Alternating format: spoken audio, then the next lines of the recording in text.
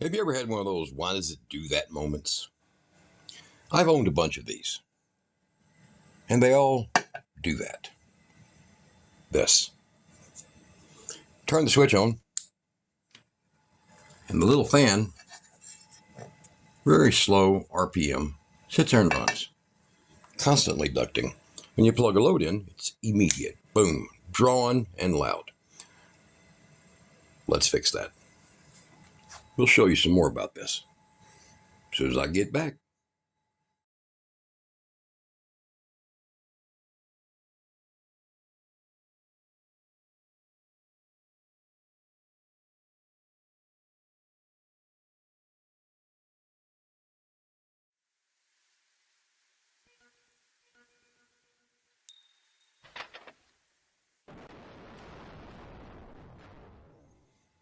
All right, tools are laid out. Got me a little heat gun here. Got my meters, and we've got this inverter. And for you guys, look below the video. I'm going to put a link to these little LI times. Very good. One strange thing is we're going to do a review video on this next. They have a very particular behavior, being pouch cells, that I had to get used to. So we'll discuss that. Go and subscribe. Look up here for more videos related. And let's get into this. Now, this little Voltec has a fan that will kick on just for power. Switched on. Now, the funny part, I guess you don't call it funny, or the odd part, is that as soon as I plug in a heavy load, now this is a 100-watt load right here. Y'all want to know what these are? These are absorption refrigeration cooling fins, okay? So they actually pull the heat and make the cold for your RV refrigerators. And on here also is one of these little devices we're going to talk about. This thing will get up to 190 degrees, 200 degrees, and it will shut off and then come back on. Keeps your well house from freezing. Excellent little item. But we're going to turn it on, and we're going to listen for this. And I'm going to show you how I fixed this little pain in the butt. Now it picks up full speed. Okay, in the case, it's quite loud. So we'll pull that load back off of it. And you'll notice it runs for about 2 seconds and shuts off. Now, normally, that's not a problem. But it does that with any amount of load up to 600 watts. And then you'll feel the case, and it's very hot. So you're like, I've seen this before. All right, my solution was simple. As I spoke earlier about the switch back here, bimetal switch. Okay, this is a bimetal switch. Now you can buy this switch here in normally open and normally closed. I have piles of these. I use them for everything. You can get them from 0 degrees to where they'll turn on a heater and at 0 temperature, 0 Celsius. Everything is Celsius. Or you can get them 180 Celsius, 200 Celsius. And they, of course, come with a more rigid, dependable material there. These you've seen in your coffee pots, rice cookers, everything else. This is also a bimetal switch. Bimetal switch means the metal reaches a certain temperature and begins to flex and makes a contact. Or it gets to a temperature, begins to flex, and disconnects a contact. So NO means normally open. That means this would close and make contact on temperature rise. So if the temperature, in this case, this one over here, is a 40 Celsius, 104 degrees Fahrenheit. At 104 degrees, that switch will kick on, and then it will bypass this system that uses this controller, this fan controller right here, and a few other little small components to run that fan pointlessly and not very efficiently. So Voltec had these made in Taiwan, and you take a look at the board. It's very clean, well labeled. I mean, hell, you could build this yourself. You look over here and you're going to see this board here where it has two different control adjustments. And then, of course, this one here is for your voltage. So I can control my hertz. I can control my distortion. This one is distortion. This one is hertz. And this one is voltage. So when I got this one, it was a 114 volt, which is fine. But when you want to run some things, the higher the voltage, the less amp hit against your device you'll get. So what we're going to do is I'll show you what I've got here. You see that closely? So this one this is the AC stage, alternating current stage. All right. It goes through these toroidal transformers, through capacitors for filtering and for load management. And then over here, you have your capacitors and your transformers. So here's and this is hot, but you have your transformers for your voltage bringing you up, your DC. Then you have your 8 FETs over here. And then, of course, over here, instead of having diodes that look like those, you have actual standard diodes, okay? And then there is your main load capacitor right there. Plenty for about an 850 watt unit. So it's actually a very well-built machine, a well-built inverter, these little Voltecs. This one's about 10 years old. And you can probably tell how the board is just simple and easy to deal with. I've had about 7 of these. I used them to run copier machines, things like that. Very clean voltage. So we'll go ahead and power this up, and you see that thing is just still sitting there running.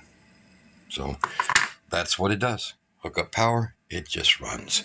So that was a bad feature of them, and they eventually pulled these off the market, and instead of just fixing it. So we're going to get the oscilloscope turned on, and we'll go ahead and get our setting for our field, and it takes a second, and then it's going to give you that light. Let me turn this light a little bit so it's not glaring in there. Okay, now over here there is all your 122. Now watch, I will show you by using a screwdriver right here how. Now you don't want to use a metallic screwdriver on those two. They make a 1.25, a 1.5, and a 1.75 plastic screwdriver to do these little trim pots that are up inside of those. So I'm going to put that on there. Boom, see? And watch that voltage right there. I'll just give it a crank backwards. 116, you see? I'll turn it back where it was. Takes a few seconds for it to respond.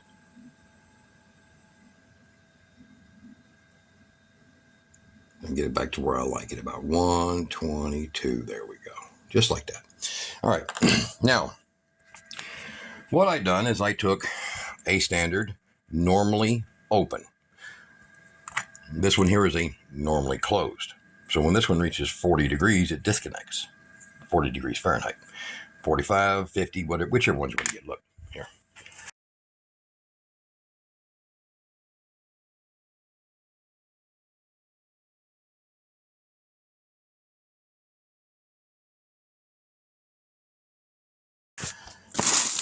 Piles of them in here.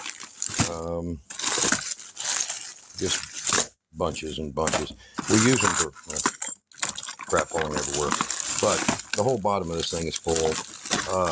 Different things that a lot of people don't know how to use. And this one here is amazing. These are a hydraulic bulb action.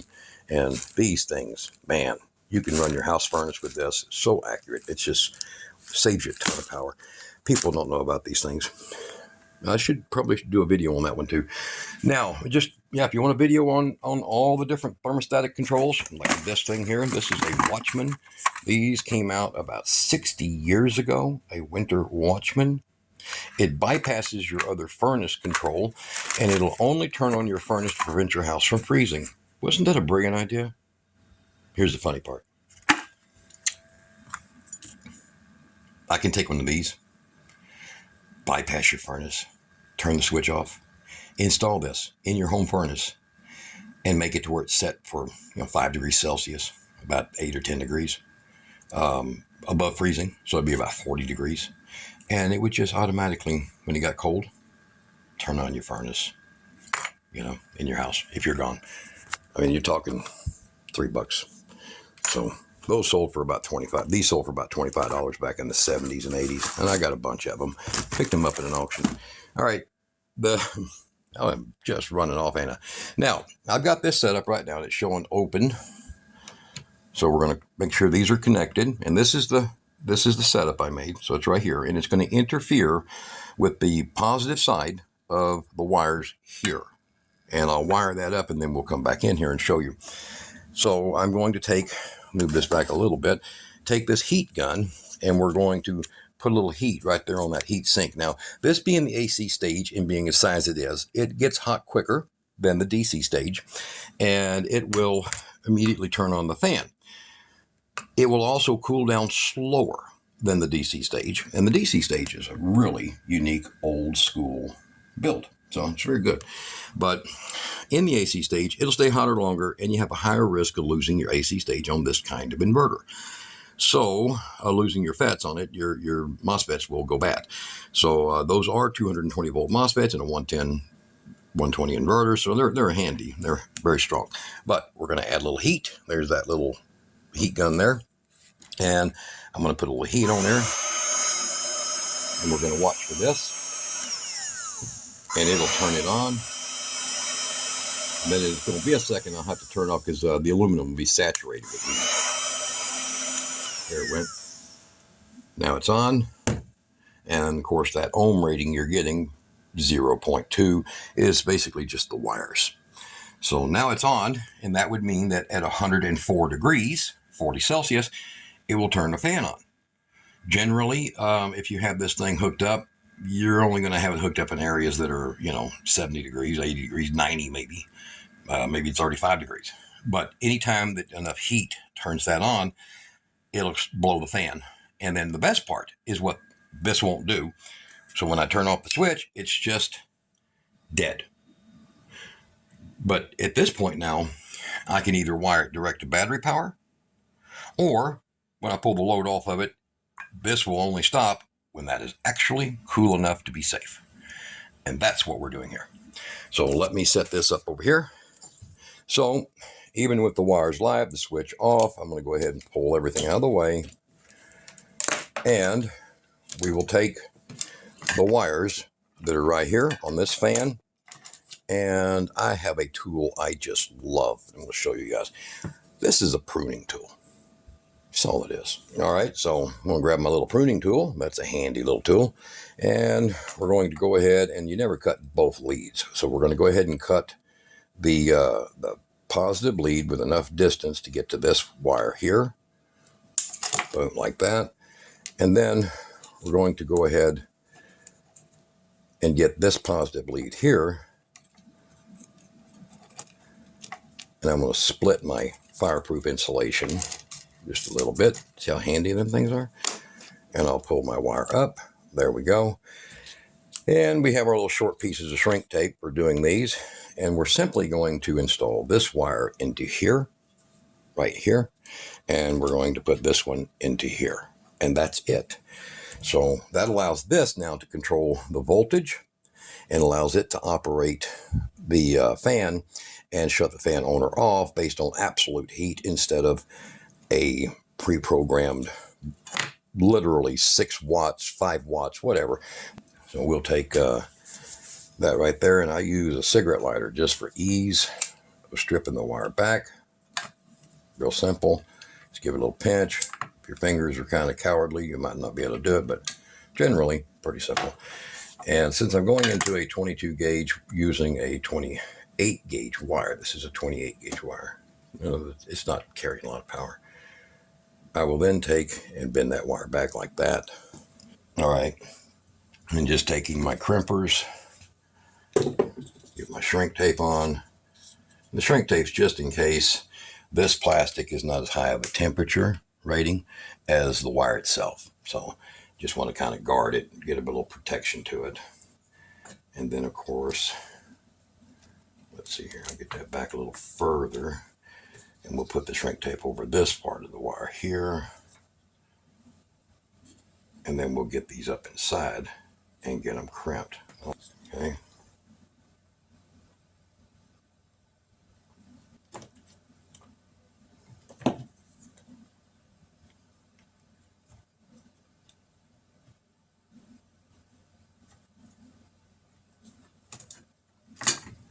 All right, so give it a little light pull, looks good. We're not going to heat the shrink tape up until we know that we've made a perfect connection there. All right, so we're going to get that one in there. Usually I use the little compression ones for this, the small ones, but I don't have any.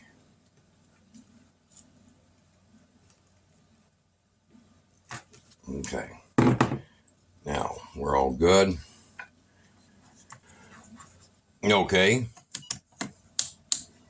you turn this off, and now you'll see the fan is no longer on.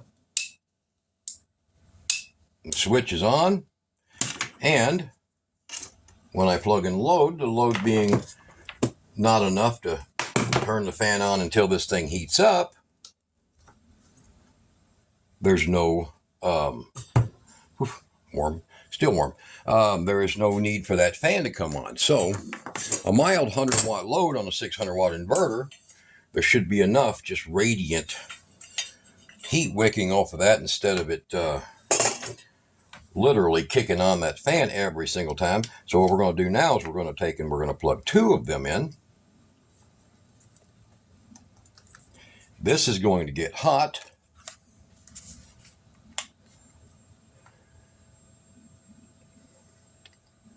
It's getting hot quick. You see that?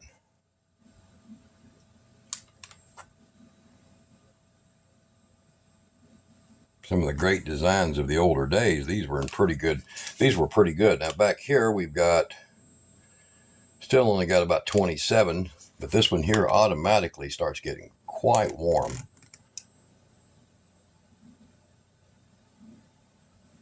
And it's a 40 Celsius, but it's going to pick up the heat a little bit quicker than the this little infrared gun is, because I'm not getting accurate on it. I mean, I'm close.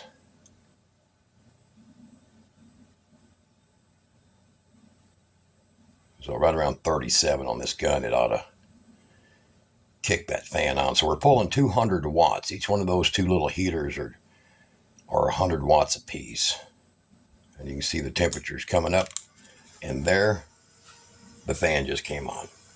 So now the fan will now function as a fan should. And here's the best part, that's going to remain hot. Now, the way that this worked prior, if I pulled the load off of it, the fan would just shut off. And all that heat concentrated was still getting at it, damaging and aging those MOSFETs. So I'll pull the heat off, see, no heat, and the fan cools down and shuts down only based on its actual needs. Now that is how you solve the problem.